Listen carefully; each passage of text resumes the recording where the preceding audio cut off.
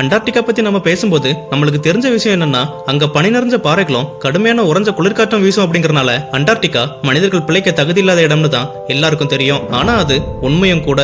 இந்த அண்டார்டிகால ரஷ்யா மற்றும் அமெரிக்க ஆராய்ச்சியாளர்கள் அதிக அளவு ஆய்வுகளை மேற்கொண்டிருக்காங்க. இது மூலமா பல புதிய தகவல்கள் மட்டும் இல்லாம நம்ம கற்பனை செஞ்சு பார்க்க முடியாத மர்மமான விஷயங்களுக்கும் விடை கிடைக்கும் நம்புவோம். ரொம்ப நாட்களாவே அண்டார்டிகால ஒளிஞ்சிருக்கிற மர்மம் என்ன, அந்த உண்மைகள் ஏன் மறைக்கப்படுதுன்னு தெரியாமலேயே பலரும் பலவிதமான கேள்விகளை எழுப்பிட்டு வரக்கூடிய நிலையில சில ஆய்வாளர்கள் மட்டும்தான் அதை பத்தின உண்மையை வெளியே சொல்லிட்டு வர்றாங்க. தொடக்கத்துல ஆய்வாளர்கள் அண்டார்டிகாக்கு அடியில தண்ணீர் ஏரிகளை தான் கண்டுபிடிச்சாங்க. இது மட்டும் இல்லாம சர்ச்சையை ஏற்படுத்தக்கூடிய வகையில ரஷ்யாவை சேர்ந்த சில ஆய்வாளர்கள் இந்த பனி பிரதேசத்திற்கு கீழே மற்றொரு கண்டம் மறைஞ்சிருக்குன்னு அதிர்ச்சிகரமான மர்மத்தையும் உடைச்சாங்க. இந்த கண்டத்துல பழைய நாகரிகத்தை சேர்ந்த மனிதர்கள் மட்டும் இல்லாம ஜீவராசிகளும் வாழலான்னு ஒரு குண்டையும் தூக்கி போட்டாங்க. குறிப்பா இது ஒரு தடை செய்யப்பட்ட இடம் அப்படிங்கறனாலேயே அண்டார்டிகால அரசாங்கங்களோட கண்டுபிடிப்புகள் ரகசியமா இன்னைக்கு வரைக்கும் வைக்கப்பட்டிருக்கு. அண்டார்டிகால கண்டுபிடிக்கப்பட்ட ஏரிகளின் நீர்கள் உறைஞ்ச நிலையில கண்டுபிடிக்கப்படல. சுமார் 10 மில்லியன் ஆண்டுகளுக்கு மேல அது சுத்தமான நீரை தான் கொண்டிருக்குன்னு அறிவியலாளர்கள் சொல்றாங்க. இந்த ஒரே ஒரு பாயிண்ட் தான் துருப்புச்சீட்டா பயன்படுத்தி கொண்ட விஞ்ஞானிகள் அந்த ஏரி அடையிறதுக்கு சுமார் 10 வருடங்களை எடுத்துக்கிட்டாங்க. அது மட்டும் இல்லாம ரஷ்ய விஞ்ஞானிகள் அங்க ஒரு பயங்கரமான ஜீவராசியான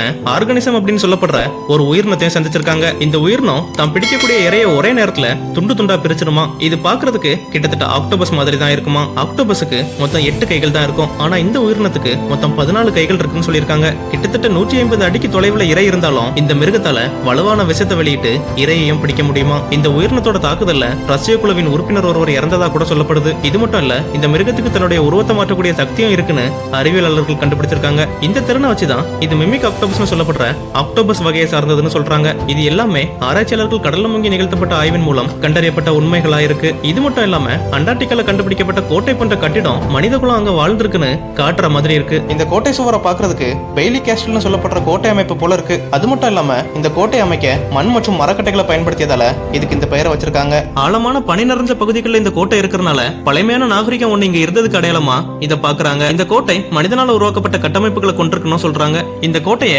செயற்கைக்கோள்ல படம் பிடிச்சு பார்க்கும்போது ஒரு மிகப்பெரிய கட்டடம் சிதைந்து போனா எந்த மாதிரி இருக்குமோ அதே தோற்றத்துல தான் இருந்தது. ஆனாலும் சில அறிவியல் அறிஞர்கள் என்ன சொல்றாங்கன்னா, இயற்கையாக உருவாகக்கூடிய சஸ்ட்ருகா அப்படி சொல்லக்கூடிய பனிப்படிவம் கூட இப்படிதான் இருக்கும்னு சொல்றாங்க.